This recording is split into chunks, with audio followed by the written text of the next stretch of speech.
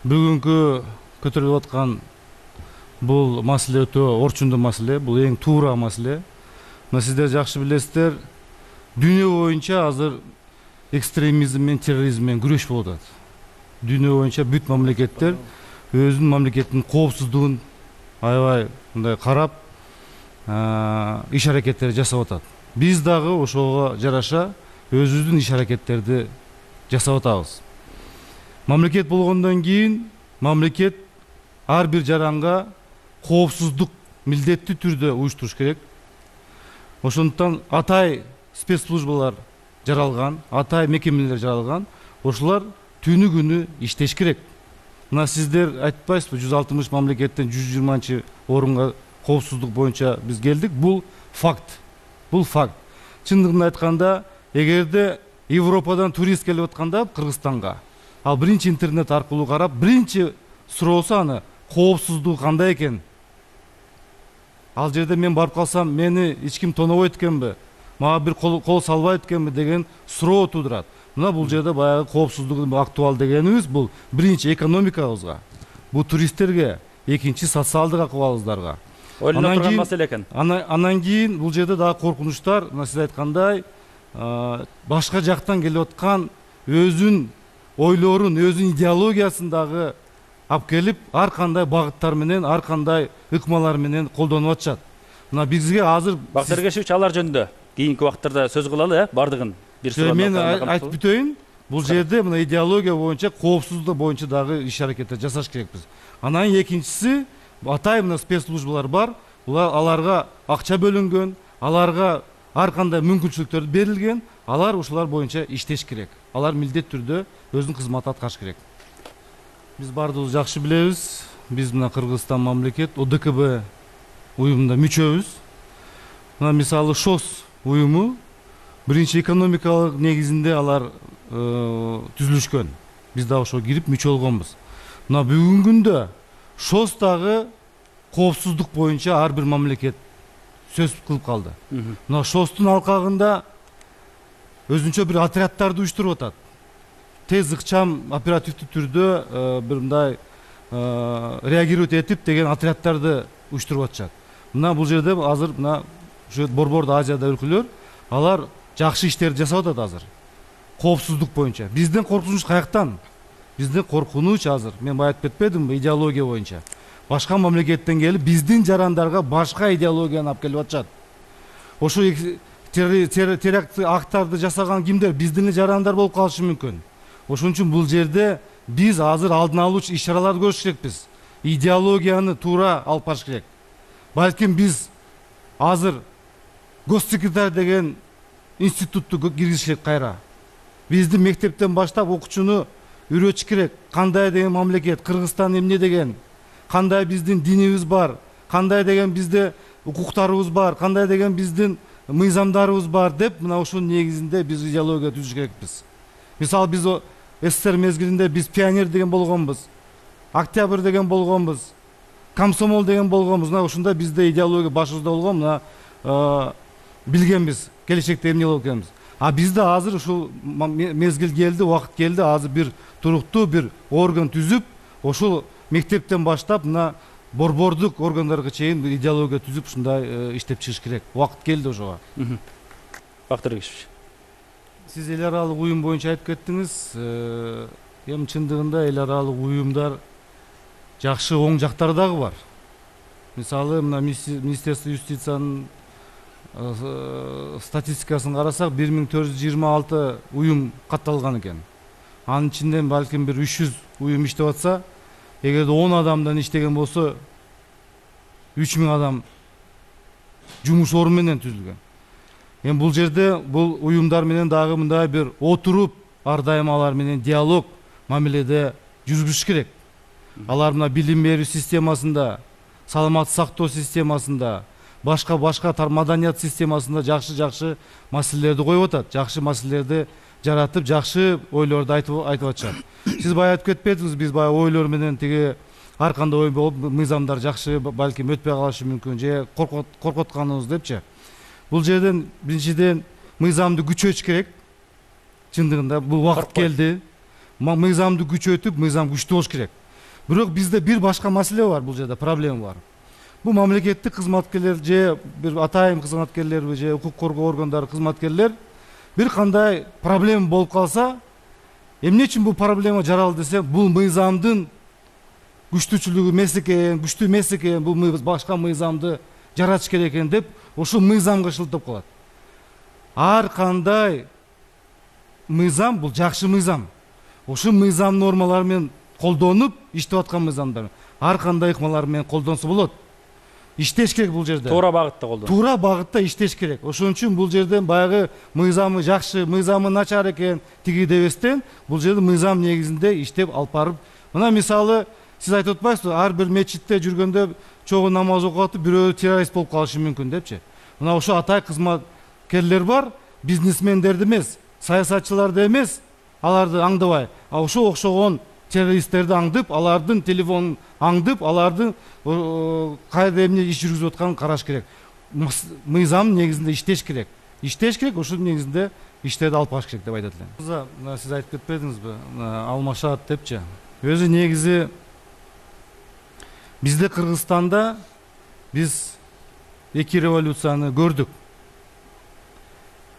Мына жаңы конституция негизинде 27-июнда 2010-жылы кабыл алдык. Ошол конституция негизинде президент шайланды. Эки парламент шайланды. Эми эл, жалпы эл, Кыргызстанда эл, ошол президентти дагы парламентте эл шайлаган. Биз эми салт калтары мына 5 жылга шайландыбы? 5 жыл отуруш керек. 6 жылга шайландыбы? 6 жыл отуруш керек. Кийин демократиялык принциптер болуш керек. Эркин сөздүгү болуш керек. Болуш керек деген. Ошондуктан биз мына 1 жылдан шайланганда мына парламент кетет экен, 2 жылдан шайланганда президент кетет экен деген бул ойлорду биз таптакыр жоюш керекпиз. Ошондой ойлордон кетип биз салт катары шайланды, алмашып турса мыйзам чегинде, мыйзам негизинде. Мына ошондон биз наркы өлкөлөргө караганда бизде эч кандай коркунуч болбойт. Ошон үчүн биз ошол салтты колдонуп жакшынакай мыйзам менен биз ушунда күчтүү болобуз. Күчтүү болгондон кийин башка мамлекеттер да биздин элибизди көрүп, алар да суктанат. Алар дагы мына биз Кыргызстанда демократия бар экен деп, алар кийин ушул мамлекетте демократиянын принциптеринин негизинде өзүнүн эркин сөздүгү менен алар ушу бийликке өзүнүн сөзүн жеткизет деп эсептейбиз. Рахмат. Маалыматтык коопсуздук бул жалпы мамлекеттин коопсуздугуна кирет. Сиздер жакшы билесиздер, азыр маалымат таратуу аябай оңой болуп калды. Мына азыр Өмүрбек Чиркешев айтып кетпедиби, газеталар боюнча. Азыр элдин баары билип калды. Газета бул ушакчы болуп калды. А интернет аркылуу, мына Facebook, башка жакны аркылуу алар жок дегенде факт менен берип атат. Ошон үчүн азыр көбүрөөк ыктап атышат интернетке маалыматтарды интернеттен аркылуу алганды ишенип, Алардын деле айрымдары кызып атышат. Айрымдары деп белгилейм. Айрымдары. Бирок мен сиздерге бир нерсе айтып кетейин. Кандай мыйзам киргизбейлик, кандай чектөө киргизбейлик бар телевидение аркылуу биз чектөө киргизе албайбыз, мындай факт катарычы. Мисалы мен Түркменистанга бардым. Түркменистанга барып, ал жерде цифровой телевидениелер бар, билесиздер бардыңыздар. Мен ошол жерде депутаттык топтун жетекчиси болуп президент менен учураштым. 2 күндөн кийин мага Америкадан досум чалып мага айтып атат: "Бакыт, мен сени Түркменистанда жүргөнүңдү көрдүм" деп атат. Көрдүңүзбү? Америкадан көрдүм. Ошон үчүн азыр убакыт келди бизге. Мына азыр Россияда мен окуп чыктым, маалыматтык коопсуздук боюнча доктрина чыгарышыптыр. Президент Путин кол коюптур. Бизге да ошол учур келди. Маалыматтык коопсуздук доктрина жаратып, ал жерде жазылып турат. Маалыматтык коопсуздук бул эмне? Маалыматтык коопсуздук жөнүндө кандай коркунучтар бар? Анан кийин маалыматтык коопсуздук ким көзөмөлдөйт? Маалыматтык коопсуздук боюнча кимдер жоопкерчилик?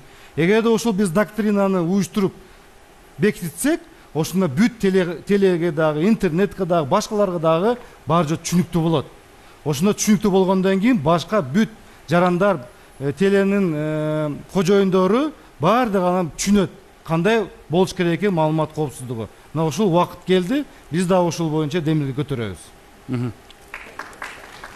Бактыр кечиштесиз. Мисалы телевидение, мына Канат Кейди канча айтып кетпеди, 50% ашык маалымат теле аркылуу элдер маалымат алат, туура. Анткени телевидение факт менен сүйлөйт, факт менен көрсөтүп, ошон үчүн телевидение көбүрөөк ишенет. Мен доктрина айтканым, биз бир өзүнчө бир эреже кылып алайлык. Мына гезиттер каалаган жазып атат, эреже жок. Соттош деп атат. Соттошобуз. Бирок жыйынтыгы кандай болот, биз аны билбей атабыз да. Ошон үчүн бул жерде конкреттүү түрдө эреже. Монополия болбош керек, конкуренция болуш керек. Бирок конкреттүү түрдө. Талапка жооп берген. Таптыңбы? Факты, факт менен жаз. Карала. Бирок факт менен. Анан жөн эле бул жерде үйдө отуруп алып, теге потолокту карап алып, жазып алып, анан өзүнчө окусаң тим эле кыйын жазган адамчы. Ошон үчүн бул жерде эреже болуш керек. Эрежеден чыгып кеттиңби? Анда сен жазаны тарткын деген ойдомун. Ошон үчүн бул жерде эреже болуш керек. Ошондо да биз идеологияны орнотобуз. Ошо эреже аркылуу, маалыматтар аркылуу биздин жаш балдарыбыз интернет аркылуу маалымат алып, туура тарбиялат, туура багыт алат деген мен ойдомун. Рахмат.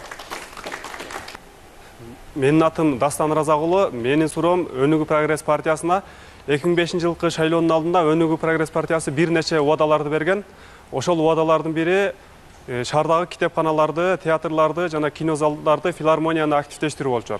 Азыркы мезгилде жаштар эч театрларга, китепканаларга, филармонияларга барбайт. Ушу сиздердин айткан убада боюнча алар качан аткарылып, качан активдештирилет? Же болбосо ошолор бир тарыхый имарат боюнча кайра калып кетеби? Биз айтылган убадаларды ар дайым аткарып келе атабыз, аткарып келебиз. Биз бул маселени эмне үчүн көтөргөнбүз? Анткени бизде Кыргызстан боюнча көп маданий үйлөр бар. Бирок башка жакта маселе экен. Биз буну өзүбүз изилдедик. Мына мисалы Санкт-Петербургтан биз Щелкунчик деген спектакль алып келдик. Мына ушул спектакльди алып келгенде тол аябай теги зал аябай толду. Зал. Мына өзүбүз Кыргыз драм театрдан суранып, биздин бул жерде Бишкекте турган артисттер менен чогуу сүйлөшүп, Манастын уулу Семетей деген спектакльин өткөздүк, алдагы зал аябай толду. Баягы сөз барбы, тойдун көркү элинде депчи. Ошон үчүн бул жерде биз азыр мына программаны Маданият министрлигине дагы айттык. Бул жерде биздин артисттердин сапатын айтып кетпеди, газеттен дагы сапатын. Ошон үчүн бул жерде артисттердин сапатын, алардын айлыктарын, алардын бүгүнкү жараша, бүгүнкү мамлекетте болуп аткан акыбал, идеология жөнүндө, билим, тарбия жөнүндө ошол боюнча спектакльдерди уюштурсак, мына ошол эгерде региондордо чыксак, ошондо маданий үйлөр, филармониялар активдешип, мына жакшынакай иштеп калат деген. Рахмат.